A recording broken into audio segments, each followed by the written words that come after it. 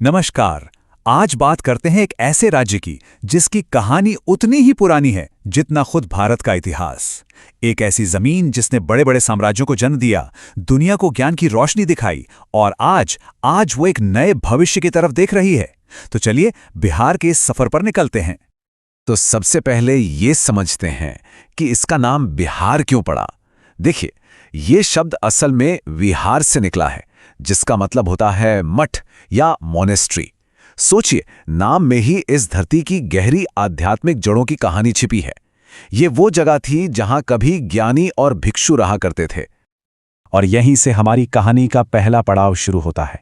बिहार, एक ऐसी जगह जो सदियों तक धर्म, फिलॉसफी और नॉलेज का, आप कह सकते हैं, एक ग्लोबल सेंटर था। और ये कोई मामूली बात नहीं है। पता है, इसी मिट्टी पर भगवान बुद्ध को बोध गया में ज्ञान मिला और भगवान महावीर का जन्म वैशाली में हुआ। जरा सोचिए, दुनिया के दो इतने बड़े धर्मों की जड़ें इसी जमीन से जुड़ी है। लेकिन ज्ञान की ये जो परंपरा थी ना, वो सिर्फ धर्म तक ही नहीं रुकी।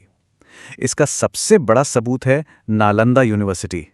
ये प्राचीन दुनिया का एक ऐसा लर्निंग हब था जहां पूरी दुनिया से स्टूडेंट्स ज्ञान की खोज में आते थे। अच्छा, तो ज्ञान और आध्यात्म से अब आगे बढ़ते हैं और ये देखते हैं कि कैसे यही इलाका प्राचीन भारत में पावर का सेंटर बना। मगध से लेकर पावरफुल मौर्य और फिर शानदार गुप्त साम्राज्य तक, इन सभी महान साम्राज्यों का दिल, उनका केंद्र बिहार ही था। आप सोच सकते हैं, सदियों तक भारत की किस्मत के फैसले यहीं से लिए जा रहे थे। और इन साम्राज्यों को चलाने वाले जो बड़े बड़े नाम थे, वो भी तो यहीं से थे। सम्राट अशोक, जिन्होंने धम्म का संदेश पूरी दुनिया में फैलाया, महान स्ट्रैटेजिस्ट चाणक्य, जिनकी बातें आज भी कितनी रेलेवेंट हैं, और समुद्रगुप्त जैसे महान विजेता। इन सब ने इसी धरती से इतिहास को एक नई शक्ल दी। आज का जो पटना है ना, उसे पहले पाटलिपुत्र कहते थे। और वो सिर्फ एक शहर नहीं था, वो प्राचीन भारत का सबसे जरूरी एडमिनिस्ट्रेटिव कैपिटल था। यहीं से एक बहुत बड़े हिस्से पर राज किया जाता था। तो ये तो थी इसके शानदार अतीत की कहानी। अब चलिए एक लंबी छलांग लगाते हैं और आज के बिहार को देखते हैं, इसकी जमीन और इसके लोगों को थोड़ा और करीब से समझते हैं। आज की तारीख में बिहार में लगभग 12 करोड़ लोग रहते हैं। ये नंबर अपने आप में ही बहुत बड़ा है। मतलब ये एक बहुत ही विशाल और वाइब्रेंट आबादी वाला राज्य है। और ये चार्ट इसी बात को और साफ कर देता है। आबादी के लिहाज से बिहार भारत का तीसरा सबसे बड़ा राज्य है और इसका सीधा मतलब यह है कि यहाँ ह्यूमन पोटेंशियल बहुत ज्यादा है। अगर इसकी जियोग्राफी देखें तो बिहार की लोकेशन काफी स्ट्रेटेजिक है। उत्तर में देखिए तो नेपाल है और बाकी 3 तरफ भारत के बड़े और जरूरी राज्य हैं। ये चीज इसे एक बहुत ही अहम कनेक्टिंग पॉइंट बनाती है।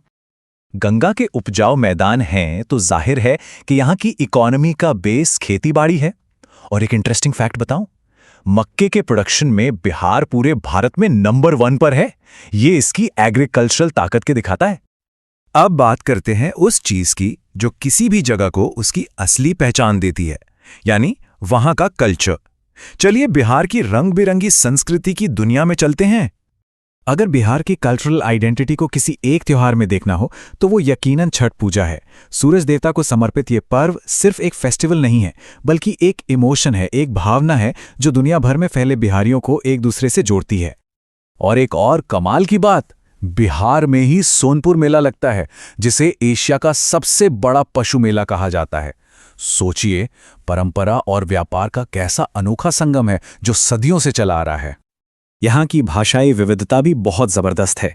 हिंदी, उर्दू तो हैं ही, लेकिन इनके अलावा भोजपुरी, मैथिली, मगही, ऐसी कई क्षेत्रीय भाषाएं हैं और हर एक का अपना खूबसूरत साहित्य और संगीत है। और भाई, कल्चर की बात खाने के बिना तो अधूरी ही है। लिट्टी चोखा का वो ज़मीनी स्वाद हो, छठ का प्रसाद ठेकुआ हो या फिर सिलाव का मशहूर खाजा, ये डिशेस बिहार की कुलिनरी हेरिटेज का एक बहुत ज़रूरी हिस्सा हैं। तो हमने बिहार का शानदार अतीत देखा और उसका वाइब्रेंट प्रेजेंट भी। अब आखिरी हिस्से में ये देखते हैं कि बिहार अपनी इस जबरदस्त विरासत को आज की जरूरतों और सपनों के साथ कैसे जोड़ रहा है। कहते हैं ना, इतिहास खुद को दोहराता है। जहां पुराने जमाने में नालंदा और विक्रमशिला जैसे ज्ञान के पहाड़ थे, वहीं आज आईआईटी, एम्स और एनआईटी जैसे मॉडर्न इंस्टीट्यूट्स उसी एजुकेशनल लेगेसी को आगे बढ़ा रहे हैं। खेतीबाड़ी के अलावा अब बिहार नए सेक्टर्स पर भी फोकस कर रहा है, जैसे कि आईटी और स्टार्टअप्स, टूरिज्म, खासकर जो बुद्धिस्ट सर्किट है, और एजुकेशन को फिर से मजबूत करना। ये वो 3 बड़े एरिया हैं जो राज्य के भविष्य की शक्ल तय कर रहे हैं। तो आगे का रास्ता बिल्कुल साफ दिख रहा है। अपनी एजुकेशनल जड़ों को फिर से सींचना, नए जमाने की इंडस्ट्रीज को ग्रो करना और अपनी बेशकीमती ऐतिहासिक विरासत के दम पर टूरिज्म को बूस्ट देना, यही है बिहार की आगे की स्ट्रैटेजी। तो हम अपने सफर के आखिर में एक बहुत बड़े सवाल पर आकर खड़े हो गए हैं। एक ऐसी जमीन जिसने अतीत में दुनिया को रास्ता दिखाया, वो आज अपना भविष्य फिर से लिखने की कोशिश कर रही है। दुनिया की इस प्राचीन ज्ञान भूमि का अगला चैप्टर कैसा होगा, ये देखना वाकई बहुत दिलचस्प होगा।